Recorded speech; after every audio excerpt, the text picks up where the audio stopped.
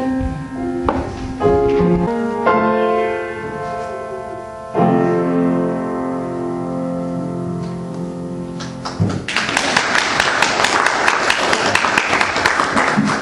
was beautiful. We even had people singing along. I love it. I thought it kind of lent itself to your understanding. I think so, yes. Thank you so much. Well, welcome to Unity Church of Ames. Believe it or not, this is February. Yeah. And we are enjoying some of the best weather ever in the state of Iowa. You can believe it. So that's a blessing in itself, and we're grateful for that. It says here that chaplain today is Liz White. Please join us for coffee and treats after the service. Well, actually, it's potluck Sunday, so this is a good time to be here. There's always plenty of food. Let's take time for an opening prayer.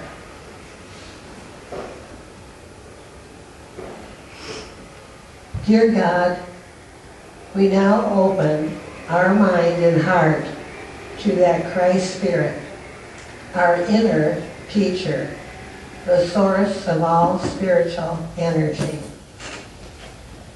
As a cherished creation of God, we follow the higher purpose in life. We realize that the Spirit of God is always within and around us. In our spiritual growth, we learn to live from the inside out. We allow our creative energy of imagination to flow and become enthusiastic about new opportunities that lie ahead. We thank you, God, for blessing us in whatever we need today. And may our lives be filled with your peace, your power, and your presence as we seek to have a closer relationship with you. And so it is. Amen. And Sue will now have our lesson for the day, the power of understanding insight. Good morning, everyone. Good morning. The power of understanding. I get to do the word insight. In plain sight, we see truth. We're continuing our journey through the book Divine Audacity by Linda Martello Winston. And we've come to the third aspect, the third power she talks about, and that's insight. We've gone through comprehension, we've gone through realization, and now we do insight. So what's insight? Well, if anyone here is like me, when I really want to know what a word is, what it means, what's the definition, what do, gang? The dictionary. So, the dictionary states that insight is a deep understanding of a person or thing. And Linda, the author, also states that insight is the present awareness of others and our own divine identity.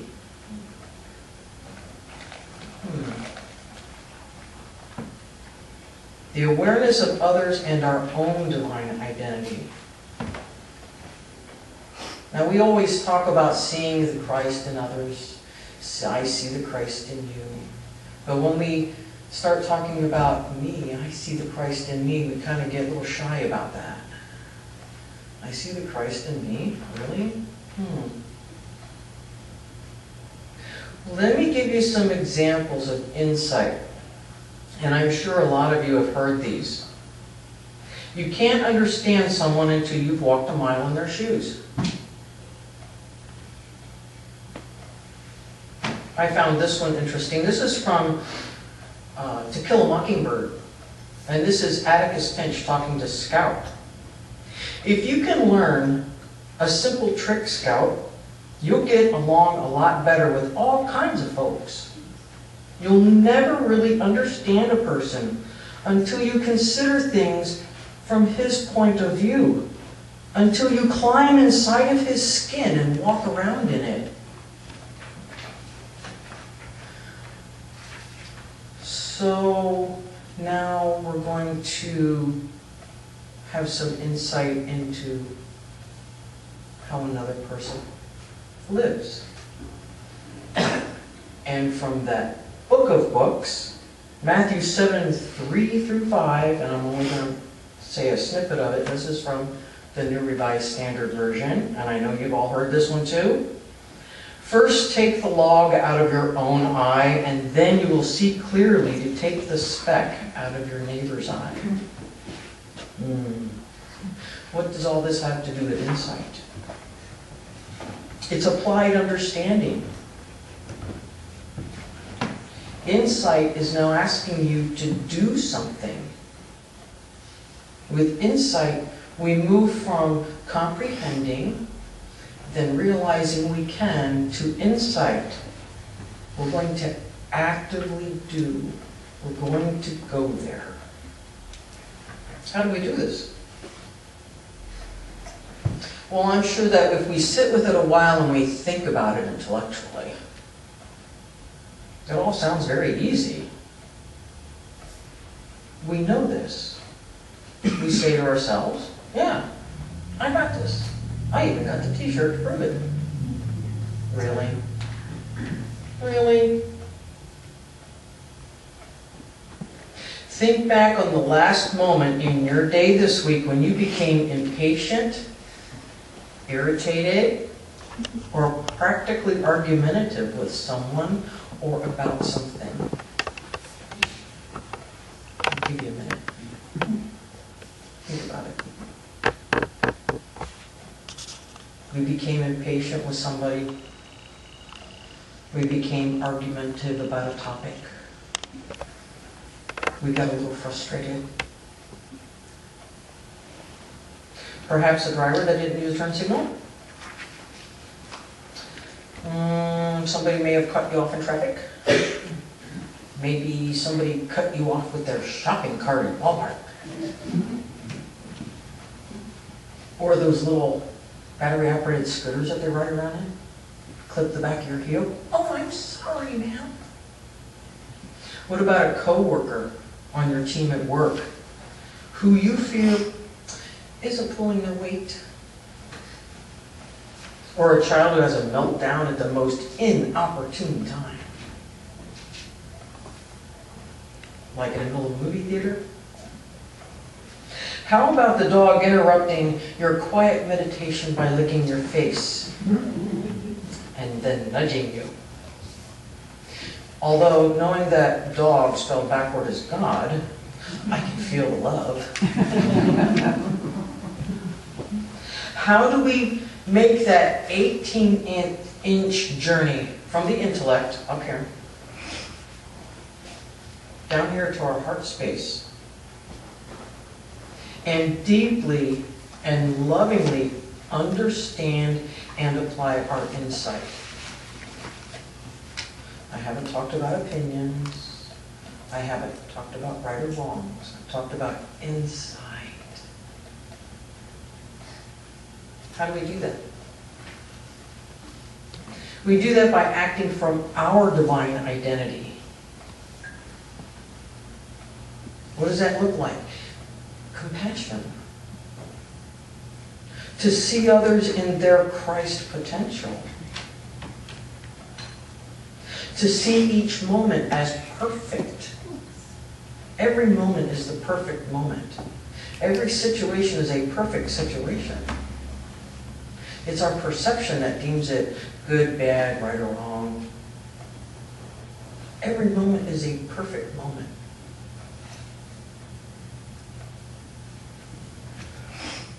To know that others mirror for us who we are, we see the truth. Knowing that others mirror who we are, we see the truth. In plain sight. Because if I walk up to Charlene, she mirrors back who I am.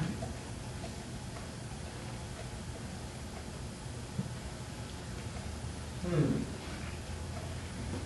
I go up to a coworker who's just a little crabby,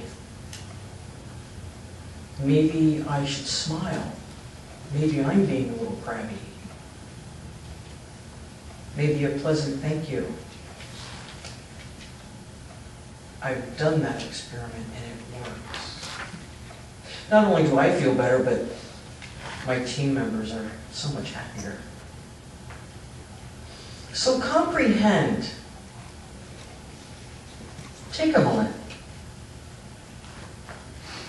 Release the human knee-jerk reaction of unfavorable emotion and affirm the moment in your mental process. Like I said, every moment is a perfect moment. There was one right there. Every moment is a perfect moment. As Jesus, our master teacher, stated in part, take the log out of your own eye. See clearly. See clearly. Who and what am I truly seeing in this moment? Am I seeing myself living up to my true divine potential? Am I being that Christ presence? Or am I walking around grumbling? Or am I complaining about the lack of sleep? Or am I looking at the gas gauge going, why didn't he fill up my tank? He used my car. Oh, there was another divine moment where I could lovingly accept, yes, he used my car. And he did the best he could. What's a tank of gas? Go fill it up. And then kiss him when you get home. From the inside out, in plain sight, that divine person, that divine presence, that Christ entity within. What am I truly seeing in the moment? Realization, see clearly that we have a choice to act instead of react. As Atticus Finch stated, climb inside his skin and walk around in it. Instead of getting angry at somebody because of what they said, crawl inside their mind. Just take a mental note and take a walk inside their head. Just take a moment. Perfect moment. We all have friends that we banter back and forth. We know what their family lifestyle was like, where they came from. We've known them a couple of years. Just kind of sneak a peek inside their head and view their opinion from their eyes. See yourself in their eyes. Do they notice the Christ presence in you? Now you're looking through their eyes and you're looking at yourself standing there. What do you look like?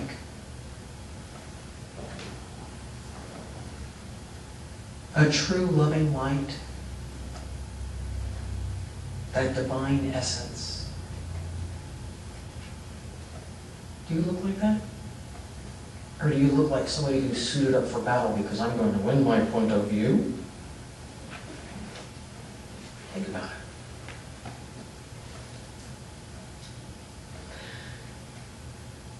And then as you crawl back into yourself again, perhaps thinking to yourself, is there a reason this moment is occurring for me? I heard once that the universe is constantly conspiring in my favor. That was a big thought for me to grasp. The universe is constantly conspiring in my favor. So, what is occurring for me in this moment, and what am I to learn? Universe, I'm ready. Spirit, I'm ready. What am I supposed to learn? And when I was having my dark night of the soul, when I was going through the classes and almost to the finish line, and I was just ready to throw my books out and go, I can't do it no more. What was that learning for me? What did that mean for me? That meant to ask for help, seek some spiritual guidance, and see that Christ presence in me opening up. And now, insight, in plain sight. You're still with me on this? It really was really cool when I was rolling it around in my head. It sounded just like, oh. So let's go back to the examples I gave. The person that didn't use their turn signal, maybe the light's out and they don't know it. When I moved out here to Iowa, my husband would roll down his window and go, "Do you know you have a brake light out?" And they would actually have a conversation. "Oh, thank you, man. I'll go get that taken care of." Honey, you don't do that. He goes, "Oh, we do that all the time out here." I really love Iowa.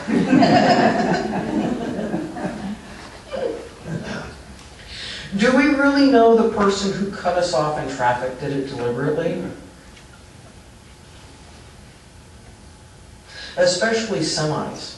There's a reason you'll see some cars blink their lights when a semi goes around them. That's to let them know that they are far enough away to come back in, because they can't really see. Perhaps the driver of the car was they weren't on their phone. They wouldn't do that.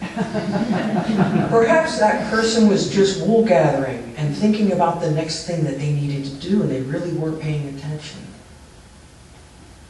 You know, we all lead busy lives. There's groceries to get, there's a job to go to, there's children to pick up from daycare, there's children to take to the babysitter, there's ball games and sports and all kinds of stuff. We lose our minds sometimes.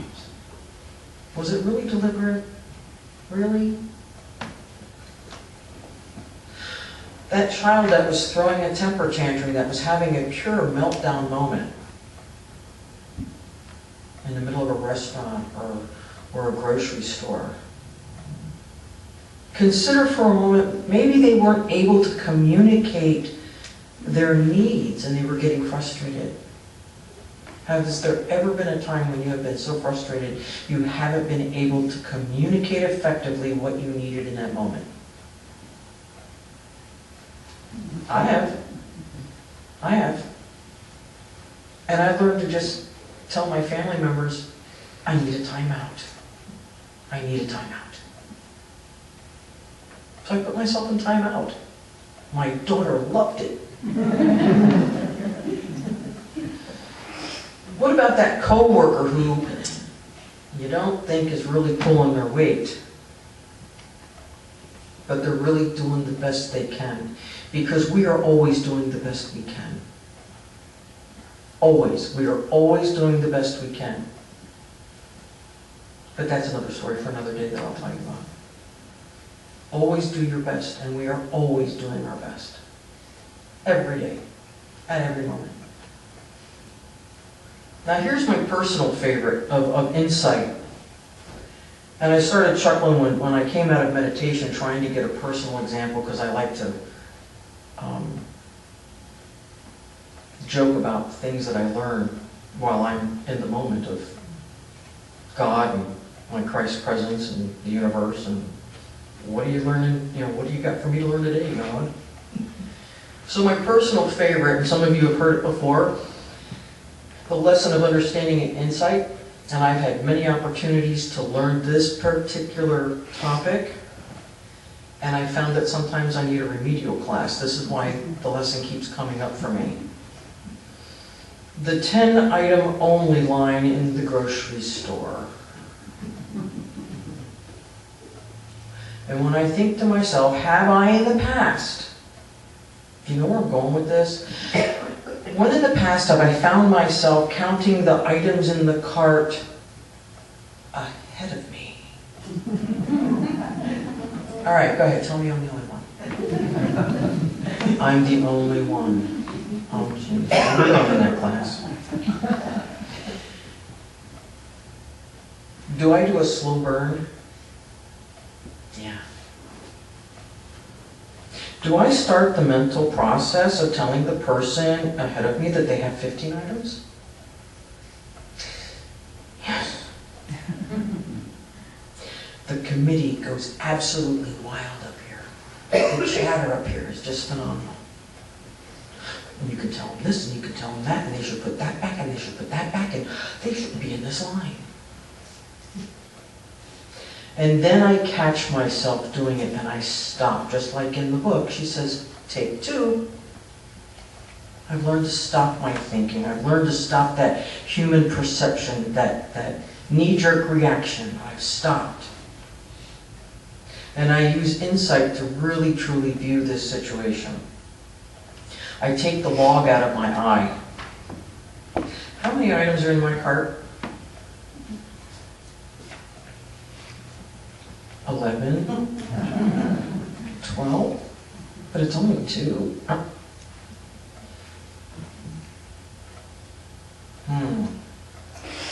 In this moment, I have the opportunity to apply insight. When looking through the eyes of the person in front of me, do I feel a sense of urgency to leave the store to run errands? Maybe nobody was in that line when she got there, and the cashier said, no, come on over. They do that. But I have 20 items. No, come on over, it's slow. What happens when you get one person in an aisle at the cashier? Have you ever seen it at Fairway? It's like a stampede. One person and they're all up front. I watched it, it was phenomenal. They were not busy. 3 cashiers, not busy, chatting away. One person shows up at the checker, and it's like the floodgates open for everybody to leave at the same time. So perhaps the cashier in the express lane said, no, come on over, it's okay. And then what happens? I walk up right behind her after that conversation's over, and I'm going, 1, 2, yeah. Maybe she was in a hurry to go to a job or to school. And she thought, well, nobody's here. I'll just get through the line real quick. And rolling right up behind her is moi. Do I see an understanding, a loving face, or one rift with impatience? If I look at myself, what do I see? Do I see understanding? Do I see impatience? In plain sight, I see the highest and best in both of us. Insight. In plain sight. The truth of who we really are.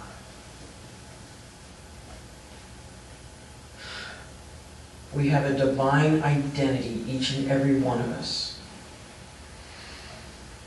When I realize that moment, when I make that switch from the person in front of me and I see myself through her eyes, what would I rather see? A nod, and yeah, I understand, don't worry about it. You have a great day. That's the person that I want to be. And when I come back to myself and I stand in now and I put my 11 items on the belt, I take that opportunity to thank Spirit for the chance to enjoy a moment of connection. Number one, because we Iowans are friendly. And to redo the lesson so that maybe perhaps next time I won't be looking in the card. And I behold the Christ in the person in front of me. Because I was able to see through her eyes.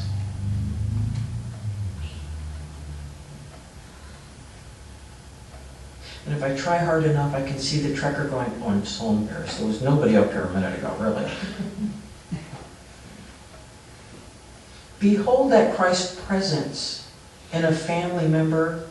Behold that Christ presence in your husband or in your wife, your girlfriend, your neighbor, especially a crabby neighbor. It's fun. Because when I start smiling, my neighbor starts smiling. When I bring out who I truly am, so do they. But I need to use insight. So how about we do this together in a meditation? Think about it. Let's do this in a meditation.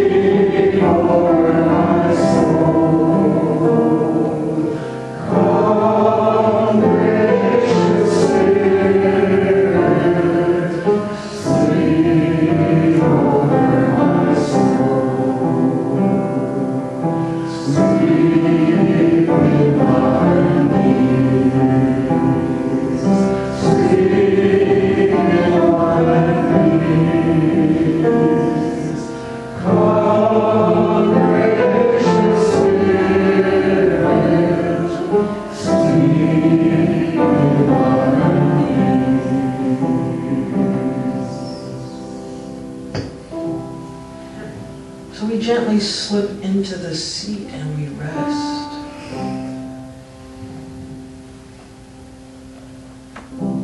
Feeling our bodies relax in the cushion in the moment. And we picture in our minds a point in time when we were challenged by a person or a situation.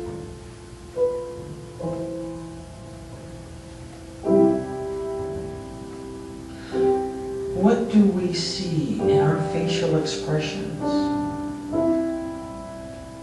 our feelings, our thinking?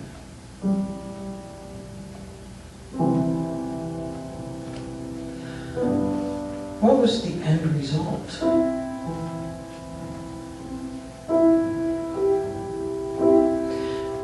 Now look at yourself through their eyes.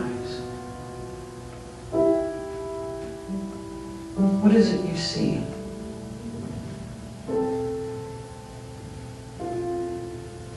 How do you feel being on the other end of the conversation or what is happening?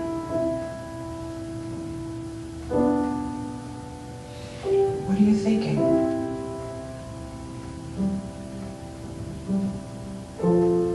That situation that challenges you,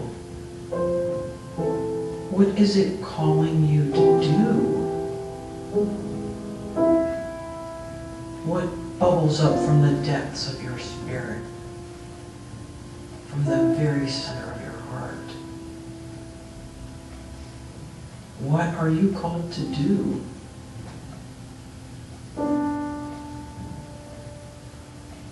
And while you're looking at yourself through their eyes, in the silence, behold the Christ presence in that person, in that situation. Bless them and give thanks in this moment of insightful silence.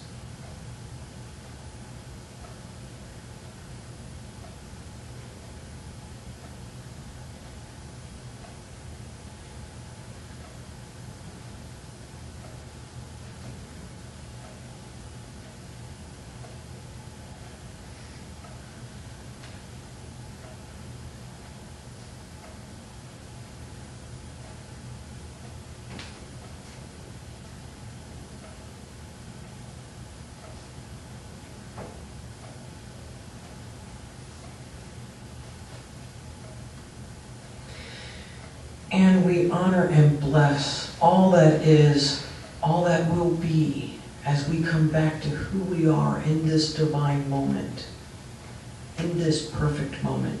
And we give thanks for that which is in us, the light of understanding and the power of insight. We know this to be true through the name and the nature of Jesus Christ, our way filler. Amen. Namaste.